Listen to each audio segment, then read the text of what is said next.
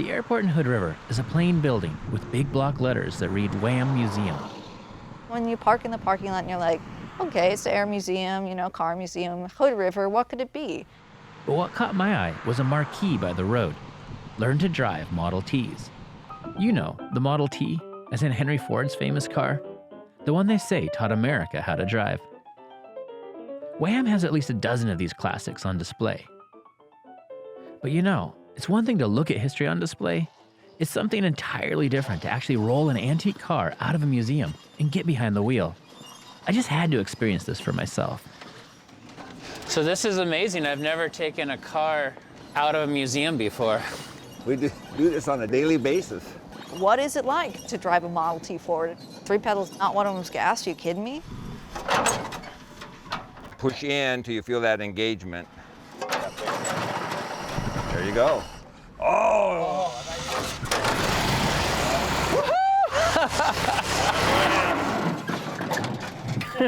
Oops.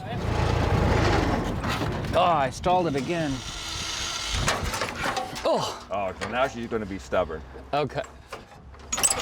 Oh.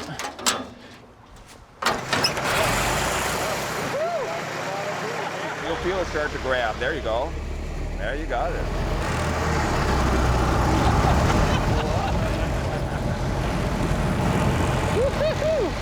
These old cars, they might not go very fast. You're only going like 10 miles down the road, but you feel like you're rattling off into space.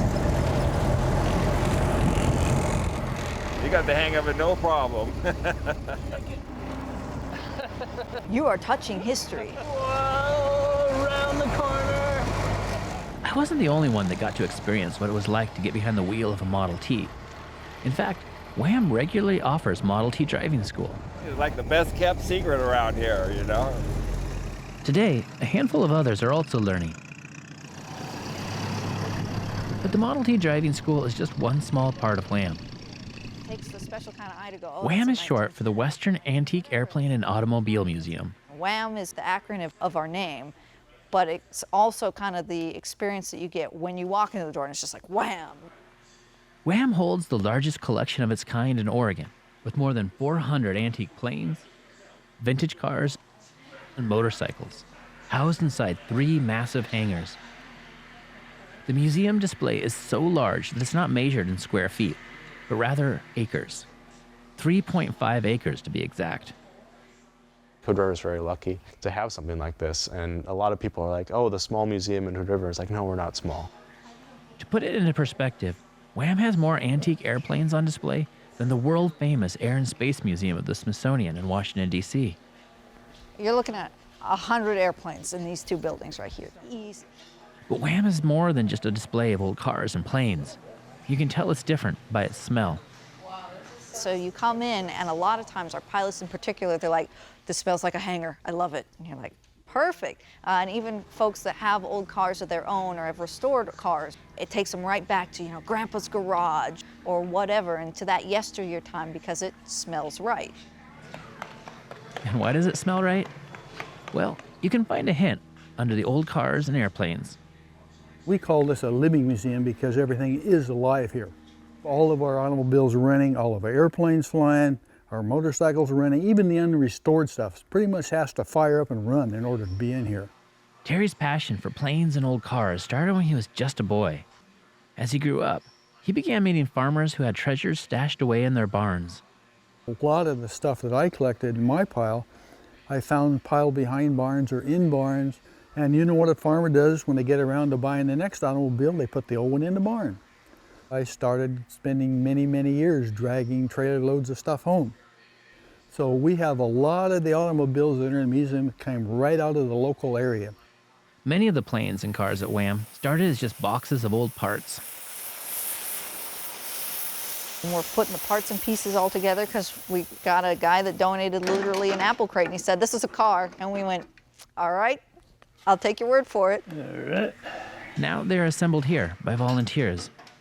So the restoration crews that we have are able to work together to restore things up from nothing, to bring it back to life.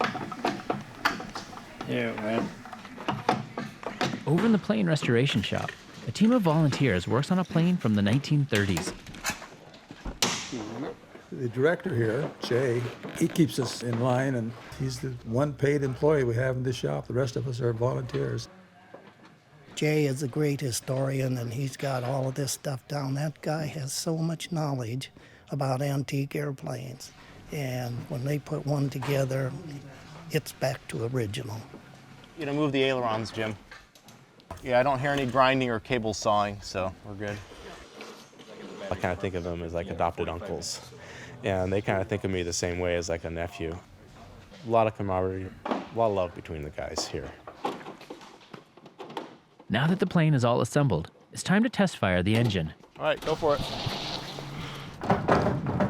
So Brian will climb in it and start it up, if everything works. There's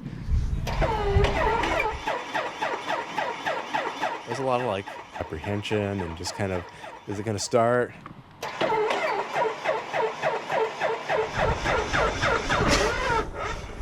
You know, how much do we have to monkey with it to get it to start? I don't smell gas in the exhaust. I hope I got all the bolts in. Got oil pressure yet?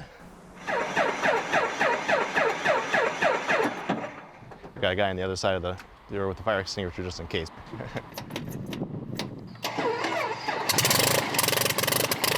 Success. The engine roars to life. Each one is unique.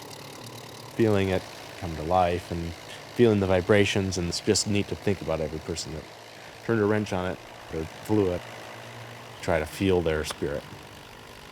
There's more work to finish up on the restoration for this plane today. This is a 1942 Waco UPF-7. But I can't leave Wham without getting a chance to feel for myself what it's like to fly in a vintage plane. Probably put your right foot in first, step on the seat. The technology was developed back in the teens.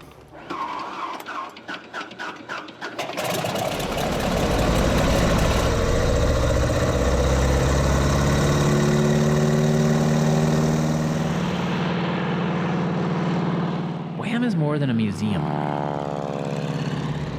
more than cars and planes, but a larger effort to make history not just something of the past, but something vital in the present. That's the closest you will be to that point in history, is to actually be in it, experience it, see it, touch it, smell it. You can get in your own personal time machine and jump back. You can get and access that still.